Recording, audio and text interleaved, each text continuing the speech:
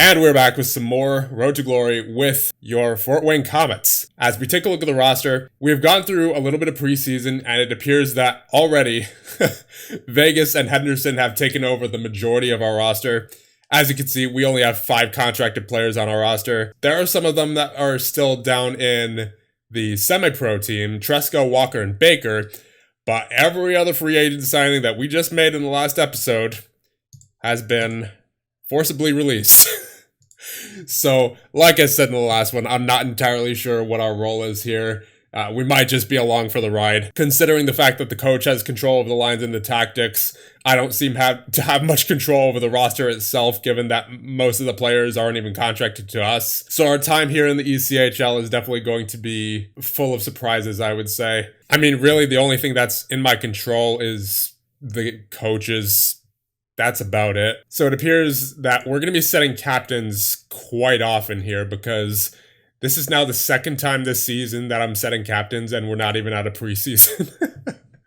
So, yeah, this is going to be an interesting experience, to say the least. Yep, this is now the third time I am setting captains, and once again, we are not even out of preseason. Honestly, I'm considering just being the coach myself, given how little of a role I actually have as the GM, seemingly. But at the same time, if the team simulates well with McGregor, then I don't want to fire him just for that, you know? So I guess if the team simulates well, then we will leave the head coach on board. If not, then we'll fire him and we'll take control ourselves or something. I don't know. That's really all I can think to do, as we are mostly at the mercy of Kelly McCrimmon. So we just have to hope that Vegas sends some good players down to us. That's really all the best we can hope for here, because as we see, we now only have 2 players that we signed over the offseason on our roster, Bertuzzi and Hawksprung. Everybody else has been automatically sent down to the semi-pro team. So yeah, clearly whatever Vegas does takes priority over whatever we do. So we really do not have much control here as the GM of the Fort Wayne Komets. This is going to get old fast, isn't it? This is the 4th time I'm setting captains. Okay, so it's December 1st. We're 6-10-4. I want to change something. There's not a whole lot I can do about it. We have a total of 3 contracted players on the roster right now.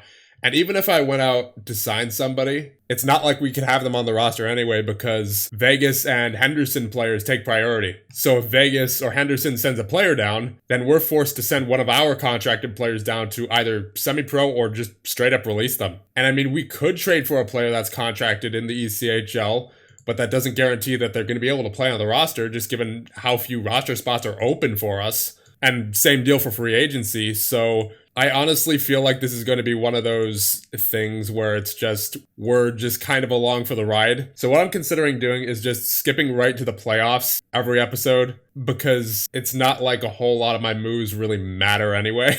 It doesn't seem like anyway. Because as we saw, most of the players that we signed over the offseason were just literally just straight up released. Either that or were forcibly sent down to the semi-pro league. So yeah, I think that's what I'm going to do, because Tom McGregor, he's not a bad coach when it comes to his ratings, whereas I kind of am. I have 7s in every coaching category. So it's not like I would make that much more of a difference. Like, even if my coaching strategies were 100%, like they were the best they could be, there's no guarantee that they would work for this team, just given how low my ratings are for coaching. So we'll just leave McGregor as the coach for right now. Maybe I'll fire him at some point and see if we can get a replacement head coach, but that's literally the most I can do. So I think with that being said, barring a coaching change, I think we'll just simulate ahead to the playoffs here. Okay, so we're on February 1st now, and this team has done a complete 180 from when we last saw them. We are now 22-16-7, good enough for 6th in the conference. And in our division, we're actually 2nd, just behind the Wheeling Nailers. We're only 1 point behind them, actually, so we're very close to 1st in our division. And absolutely none of that is as a result of anything I did. So I think we are just going to skip ahead to the playoffs. I kid you not, this is the 8th time this season I am setting captains. All right, so we are on April 7th. We are at the end of the regular season in the ECHL with your Fort Wayne Komets. We are 40-23-9, much different from how this team was last season. We were 4th in the entire league, 2nd in the conference. But as you can probably tell, I am not a fan of having another team control the majority of our roster decisions, because we have a total of 2 contracted players on our roster right now. So what we'll do in the next one, we'll just go through the playoffs, and whatever happens, happens. I'm not sure how long we're going to be here in the CHL, honestly, or in Fort Wayne at the very least, because it does not seem like I can really do much. I mean, obviously, I can make trades. I can sign players out of free agency. But at the end of the day, Vegas and Henderson have priority. Like, the Vegas and Henderson players take priority over whatever players we sign. So the majority of the players that we do sign or that we do trade for are not going to be able to play them anyway. So, I just don't. I feel very restricted. And I obviously, given how well the team did, I didn't want to fire the head coach. I mean, literally all I was responsible for this season was putting people on the injury list and assigning captains. That's literally all I did this season. So let's check out the stats before we end things off here. You have Lesishin with 70 points on the season in 64 games played, 64 points for Gruber. Then you have 59 for Donovan, 51 for Steen. So it certainly looks like, obviously, a better team than the team they had last season. Now let's check goaltenders, see what we're working with going into the playoffs. You have an 897 for Dunsmore in 43 games and a 911 for Hochsprung in 34 games. And we are in the playoffs against the Rapid City Rush in round number 1. So here we go. Game number 1 against the Rapid City Rush. We're going with our usual playoff format. We're going to quick sim the first few games, and then we'll go into elimination games. So sim game, we have a 3-2 Fort Wayne Komets win. 3 stars of the game, Gruber, Barkland, and Jakubchik. Shots were 40-35, and just an all-around solid game from your Fort Wayne Komets. Nothing to complain about there. And game number 2, we have a 1-0 win against Rapid City. The shots were 27-24 in favor of them, but we get the 1-0 win. 3 stars of the game, Dunsmore, Gherkin, Roberto, and Olesen. Game number 3, we have a 6-2 Rapid City win.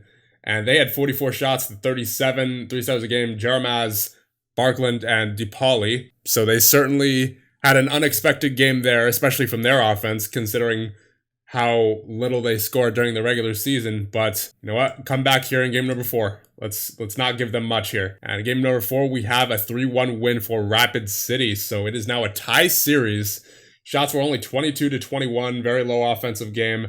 3 stars of the game, Barkland, Steen, and LaBelle. So, problem. We literally do not have enough goalies to continue the simulation, as we only have 1 goalie under contract total, and Vegas isn't sending any goalies down, and we have a game today. And unfortunately, in this league, unlike junior leagues, players do not sign right away. At least they don't at the moment.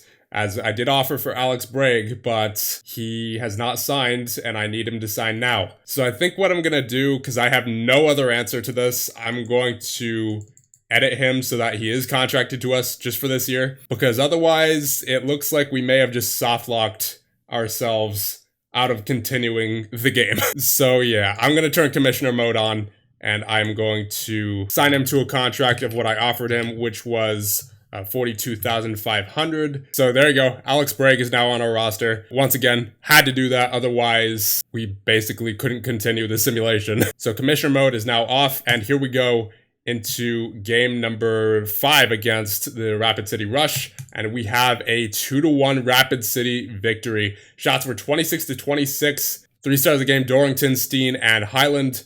And we now find ourselves down 3-2 in the series. All right, here we go. Game 6. This is an elimination game, so we're going into it. First period against Rapid City. Will this be it for this playoff run? Let us hope not. That is the end of 1, and no score. Second period now underway. No scoring there either. Okay, so this is a very tight game. Come on, Fort Wayne. We did have one, but not for the right team. Kevin Waugh for Rapid City with 104 remaining. Are you kidding me? And that is going to be all she wrote for these playoffs, unfortunately. It is what it is. I really don't know what else to say, considering there's not a whole lot that I can do here.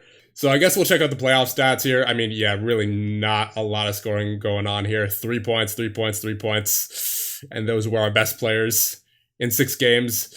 So, yeah, not a good showing for sure for your Fort Wayne Komets. Got some good grades in there, but at the end of the day, we didn't win, and we also failed to score goals more often than not, so I don't really care about the grades in this situation. All right, so going through the contracts here once again, and there is, I believe, a total of, so far, 2 players who want to re-sign. And yeah, only 2 players that want to re-sign with us. I don't really know what to think going into this offseason. I don't know if I should just omit the ECHL altogether. I don't know if I should just stay on board with the Komets till they win a championship. But, you know, it doesn't feel like I really have control over much of anything besides setting captains, of course. Or I guess what I could do, instead of omitting the ECHL altogether, we could turn on commissioner mode. And then what we can do on July 1st is do an expansion draft in the ECHL and create an ECHL team. That way, we don't have an NHL affiliate, you know? So I'm thinking that's the way to go here. Presuming I want any kind of control over my roster, which I really do. Because as seen by this season, I had literally no say in what was going on. Even the free agent signings we made were practically pointless in the end. So I'm really not sure what the future holds for us in Fort Wayne. Because if we are staying in Fort Wayne past this season, then I think what I want to do is just do 1 season per video. Like literally just go through the regular season and playoffs in 1 video. Because I'll be frank, I do not want this series going on for like 150 episodes. And I know that we managed to finish the QMJHL within 13 episodes, which that was honestly kind of unexpected. I was expecting it to take more like 30 episodes to get into the next league, but I do not want to be stuck in the ECHL for a long time, considering how little control we have over things. And the Kelly Cup champions are the Worcester Railers, and they went up against Rapid City. So at least Rapid City got to the finals, but still, we did not lose to the winners. We lost to the losers of the winners, so that makes it a bit worse. All right, here we go. Season report card. So we were not manager of the year. We did reach the playoffs. We did have a winning season. We did have a winning percentage of 600 or better. And we also finished first. We, of course, did not reach the finals or win the championship. But we didn't have any negative categories either, which means our total season score is a 29 and our total career score adds up to a 154. We have 5 available points, so I'll put 1 each into all the GM ratings, and I'll put the last one into, I think, player management. All right, so our reputation has now changed from relatively unknown to known locally. So that's going to be key in getting a job in Europe at some point. And not only that, but of course our ratings are now higher. So sooner rather than later, we're going to be able to get a job in Europe. Okay, so we're on July 1st now. I think for this season at least, we're going to stay with Fort Wayne, but in the future, I would not be opposed to the idea of, expanding the league so that we could create a team that does not have any NHL ties, meaning we are responsible for, basically any transaction that happens as opposed to just relying almost completely on Vegas. But again, I think for right now, we're going to stay with Fort Wayne, just see what happens, because we do appear to have a good team. But it all depends on what Vegas does, and seemingly not much of what I do. So I think that being said, we'll end things off here. Remember to hit like and subscribe, and in the next one, we will go through year number 2 with your Fort Wayne Komets. See you guys then.